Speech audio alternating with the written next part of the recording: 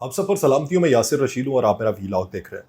नाजरीन, एक इंटरव्यू का बड़ा तस्करा, क्योंकि कल शर्जील इनाम मेमन साहब वो कल बोले। उन्होंने कहा जी कि अडयाला जेल में बैठ के हुकूमतें चलाई जा रही हैं और ट्विटर पे कुछ चीज़ें पोस्ट की जा रही हैं। हाँ, उसके बाद बैरिस्टर गौहर ने ही कहा कि ऐसा कुछ भी नहीं है। लेकिन फिर उसके बाद ये चीज़ें होने लगी कि वहाँ तक रसाई किसको है। मेहदी हसन साहब हैं, बैनुल अक़वामी जर्नलिस्ट हैं, तो अल जज़ीरा और MSNBC के नुमाइंदे हैं। उनको एक इंटरव्यू दिया गया और उन्होंने ये कहा कि मैंने सवालात कुछ भिजवाए थे और इमरान खान ने उसका जवाब भिजवाया। अब उसके अंदर कोई मुख्तसर सी चीज़ें हैं जो मंजर आम पे आई हैं और बहुत सारे लोगों को ये शगफ है कि मुकम्मल इंटरव्यू क्या था या मुकम्मल सवालात क्या भेजे गए थे। तो जिसे जहाँ पे शाया किया गया है वहाँ पे कुछ हिस्सा है, आपको सब्सक्राइब करने के लिए, वो जानने के लिए वहाँ पे पैसे अदा करना पड़ेंगे। इमरान खान पर अडयाला जेल से तबसरे या पैगाम भेजने पर सख्त पाबंदियाँ आयद है और इस इंटरव्यू से पहले वो सिर्फ अहम मतबूआत में शाया होने वाले मकालों को ही शाया कर पाते थे, जो मुमकिन तौर पर पाकिस्तान तहरीक इंसाफ की पार्टी के किसी रहनुमा की जानिब से इमरान खान की ब्रीफिंग लेकर लिखे जाते थे, क्योंकि वो ब्रीफिंग दी जाती थी और फिर उसके बाद वो जाके खुद उसका जवाब लिख देते थे। लेकिन ये पहला मौका है कि किसी न्यूज़ आउटलेट की जानिब से तफसीली फीचर इंटरव्यू शाया किया गया और ये वाज़ेह नहीं है कि मेहदी और पाकिस्तान तहरीक इंसाफ ने इंटरव्यू का एहतमाम कैसे और कब किया था। लेकिन बैनुल अक़वामी जरीदे में कोई ऐसी चीज़ छपे तो फिर तो उस पर हर्फ नहीं आ सकता। मेहदी उनसे पूछते हैं कि क्या उन्हें कोई पछतावा है, जिस पर खान साहब जवाब ये देते हैं कि उन्हें सिर्फ जनरल बाजवा पर एतमाद करने का अफसोस है। ये उस जरीदे में बाकायदा तौर पे सवाल के जवाब में लिखा जाता है। वो मजीद कहते हैं कि जनरल बाजवा ने अकेले ही अमेरिका जैसे ममालिक को कहानियाँ फैलाई और मुझे अमेरिका मुखालिफ या उनके साथ अच्छे ताल्लुकात में दिलचस्पी ना रखने वालों के तौर के ऊपर पेश किया। उन्होंने कहा कि मैं अपना फ़र्ज़ अदा कर रहा हूँ और मुझे कोई पछतावा नहीं है। अल्लाह ने मुझे दौलत से शोहरत तक सब कुछ दिया हुआ है। इमरान खान ने यह भी कहा कि मेरी मकबूलियत की वजह यह है कि लोग जानते हैं कि मैं कभी झूठ नहीं बोलूँगा, ना ही कोई मुझे ख़रीद सकता है और ना ही मैं कभी झुकूंगा।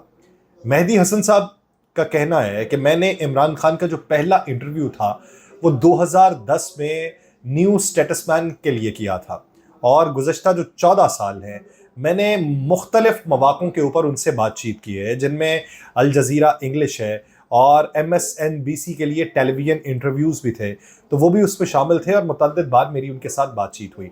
लेकिन मैंने पहले कभी इमरान खान का इस तरीके से इंटरव्यू नहीं किया जिस तरीके से मैंने ये इंटरव्यू किया है। और वो कहते हैं कि पाकिस्तान को वर्ल्ड कप जितवाने से लेके पाकिस्तान की 22वीं वज़ीर आज़म की हैसियत से अपने मुल्क की क़यादत करने वाले लेजेंडरी क्रिकेट खिलाड़ी इमरान खान अब जेल की कोठरी के अंदर हैं। ये मेहदी हसन साहब लिखते हैं। वो लिखते हैं कि 2018 में आम इंतखाबात के बाद वज़ीर आज़म मुंतखब होने के बाद उन्हें 4 साल बाद पार्लियामान में एक मुतनाज़े तहरीक अदम एतमाद के ज़रिए इक़्तिदार से हटा दिया गया था। यानी ये उस इंटरव्यू का एक इंट्रो है जो उनकी जानिब से पेश किया गया। उन्होंने कहा इमरान खान ने उस तहरीक अदम एतमाद को अमरीकी साजिश करार दिया था, जिसके बाइडन इंतज़ामिया मुसलसल फिर बाद में तरदीद भी करती आ रही है। और गुज़श्ता साल 9 मई को साबिक वज़ीर आज़म इमरान खान को पाकिस्तानी हुकाम ने पुरतशद्दुद तौर पर गिरफ्तार कर लिया था, जिसके बाद उनकी पार्टी की जानिब से पाकिस्तान में मुजाहरे शुरू हो गए, जिन पर मुल्क भर में पुलिस की जानिब से वहशियाना क्रैकडाउन किया गया। ये जो अल्फाज हैं ये इमरान खान साहब के नहीं हैं, ये उस बैनुल अक़वामी जरीदे के सहाफ़ी के अल्फाज हैं जो उनकी तरफ से लिखे गए हैं।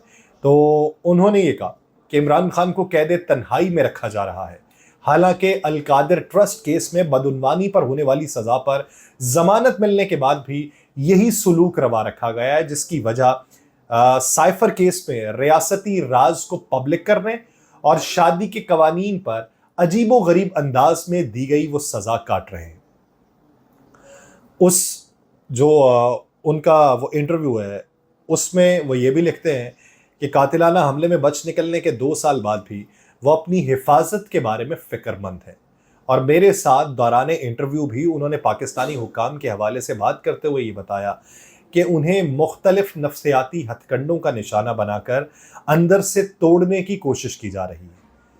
मेहदी हसन साहब اس کے اندر یہ لکھتے ہیں کہ پاکستانی حکام نے سابق وزیر اعظم کی گرفتاری اور ان پر قائم مقدمات کا دفاع کرتے ہوئے کہا کہ ان کی گرفتاری کا فروری میں ہونے والے عام انتخابات سے کوئی تعلق نہیں ہے اور انہیں غیر قانونی کاموں پر عدالتوں نے مجرم قرار دیا ہے۔ لیکن اس کے باوجود پاکستان کے سب سے بڑے اپوزیشن لیڈر کے طور پہ قومی سطح پر عمران خان زبردست مقبولیت رکھتے ہیں۔ مہدی حسن صاحب یہ لکھتے ہیں، یہ اس کا اردو ترجمہ یعنی اردو ورژن آپ تک پہنچا رہا ہوں۔ انٹرویو کے دوران مسٹر خان نے مجھے بتایا کہ شہباز حکومت کسی قسم کی قانونی حیثیت سے محروم ہے، جبکہ پاکستان کے سابق army chief general Qamar Javed Bajwa کے حوالے سے بھی وہ اسی قسم کے خیالات رکھتے ہیں۔ وہ یہ کہتے ہیں کہ الیکشن کے متعلق عمران خان کا یہ کہنا ہے کہ حکمران جماعت پاکستان مسلم لیگ نون مشکل سے 17 نشستیں حاصل کر سکی، یعنی وہ جو تعداد پہلے پاکستان تحریک انصاف کے رہنما بڑھایا کرتے تھے، خان صاحب نے وہ 17 کہیں۔ تو انہوں نے کہا کہ انتخابات میں پرتشدد کارروائیاں اور پری پول ریگنگ بالکل واضح تھی اور انہیں نتائج بدلنے میں 2 دن لگ گئے اور تب تک حتمی نتائج جو تھے وہ لٹکے رہے۔ عمران خان نے مہدی حسن کو جواب میں یہ کہا ہے کہ آپ اپنے چینل کے توسط سے جو فارم 45 ہے اس کی تحقیقات کروائیں کہ یہ لوگ ٹھیک طرح سے دھاندلی بھی نہیں کر سکے۔ مہدی حسن کا کہنا تھا کہ میں واضح کرنا چاہتا ہوں کہ مسٹر خان کے قید میں ہونے کی وجہ سے یہ کوئی عام انٹرویو نہیں تھا اور میں اپنے جوابات کے لیے انہیں صرف تحریری سوالات کی ایک فہرست ہی بھیج سکتا تھا اور براہ راست بات کرنے کی اجازت نہیں تھی اور نہ ہی میں ان کا فالو اپ سوال پوچھنے کی پوزیشن میں تھا، یعنی اگر ان کا کوئی جواب آیا تو اس کے جواب الجواب میں ان سے کوئی اور سوال نہیں پوچھ سکتا تھا۔ لیکن بہرحال پاکستان کے وزیر کے طور پہ جو وہ سمجھتے ہیں کہ عمران خان کے ساتھ یہ انٹرویو انتہائی اہمیت کا حامل تھا کہ سابق وزیر اعظم کے ساتھ آپ انٹرویو کر رہے ہیں، تو مہدی حسن کی طرف سے سوال کیا پوچھے گئے۔ اب سوالوں کی بنت کے حوالے سے اگر آپ آئیں تو مہدی حسن نے سوال پوچھے کہ سلاخوں کے پیچھے زندگی کیسی ہوتی ہے، کیا آپ پر تشدد یا بدسلوکی کی گئی ہے؟ جواب میں عمران خان کا یہ کہنا تھا کہ مجھے ڈیتھ سیل میں قید رکھا گیا ہے، جو کہ دہشت گردوں کے مختص ایک چھوٹی سی الگ تھلگ جگہ ہے اور حکام مجھے دہشت گردوں کی طرح ہی رکھنا چاہتے ہیں اور قید تنہائی میں مجھے قیدیوں کے بنیادی انسانی حقوق سے بھی محروم رکھا جا رہا ہے۔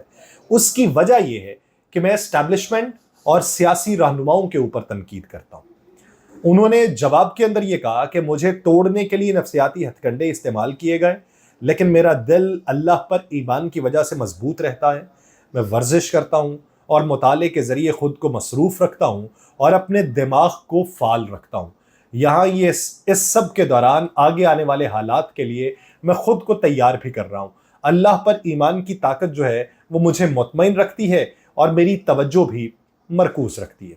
اگلا سوال جو مہدی حسن کی جانب سے کیا گیا کہ آپ جو ہیں وہ اپنی موجودہ قید کا ذمہ دار کسے ٹھہراتے ہیں؟ سوال میں یہ بھی پوچھا گیا کہ آپ کے پاکستانی سیاسی حریف، پاکستانی فوج، امریکہ یا ان سب کو؟ تو وہ کہتے ہیں کہ جواب میں مسٹر خان کا یہ کہنا تھا کہ قید کے ان 2 سالوں میں میرے پاس غور کرنے، ہر اقدام اور اس کے نتائج کا تجزیہ کرنے کے لیے کافی وقت تھا۔ 11 ماہ جیل میں گزارنے کے بعد مجھے یہ یقین ہے کہ یہ کارنامہ جو ہے یہ تحریک عدم اعتماد والا صرف جنرل باجوہ نے انجام دیا تھا، میں اور کسی کو اس کا ذمہ دار نہیں ٹھہراتا۔ یعنی خان صاحب نے وہ جو امریکہ کو اس کا ذمہ دار ٹھہرایا تھا، اب وہ ذمہ داری ان پہ نہیں ڈالتے اور نہ ہی ذمہ داری وہ پی ڈی ایم پہ ڈالتے ہیں۔ تو وہ صرف اور صرف انہوں نے یہ کہا کہ میں نے اتنے عرصے میں جو احاطہ کیا تو اس میں جنرل باجوہ کا یہ کردار تھا اور جنرل باجوہ نے بڑی احتیاط سے اس منصوبے کی منصوبہ بندی کر کے اسے عملی جامہ پہنایا اور خود کو ایک دھوکے باز شخصیت کے طور پر پیش کیا۔ قومی اور بین الاقوامی افراتفری پھیلانے کے لیے جھوٹے بیانیے تخلیق کیے۔ وہ جمہوریت اور پاکستان پر اپنے اقدامات کے مضر اثرات کو سمجھنے میں مکمل طور پر ناکام رہے۔ کہتے ہیں کہ خان نے موجودہ حکومت کو غیر قانونی قرار دیا اور انٹرویو کے اختتام پر فروری میں ہونے والے عام انتخابات کو دھوکہ دہی اور جمہوریت پر حملہ قرار دیا ہے۔ اور پہلے جو لکھے گئے خطوط تھے اور جن کے اوپر آرٹیکلز لکھے گئے، ان کے بعد یہ جو انٹرویو ہے جس پہ سوال پوچھنے کے بعد اس کے جوابات دیے گئے ہیں، اب اس کے اوپر یا تو بین الاقوامی سطح کے اوپر قدغن لگائی جائے کہ ایک قیدی سے کس طریقے سے آپ نے سوالات پوچھ کے اس کو جواب دیا، یا اس کی ایتھینٹسٹی کیا ہے. تو امید تو یہی ہے کہ اب ایک نوٹس پاکستانی حکومت کی طرف سے الجزیرہ کو جائے گا اور ایک SNBC کو جائے گا کہ آپ کے صحافی نے یہ کس طریقے سے ان سے سوالات پوچھ لیے اور یہ جوابات من گھڑت ہیں. لیکن ایک چیز تو ہے کہ کوئی بھی چیز اس کے نام سے منسوب باہر نکلتی ہے تو ایک بار اس پہ چہ مگوئیوں کی بجائے شور تو ضرور ہوتا ہے. مجھے دیجیے اجازت. اللہ نے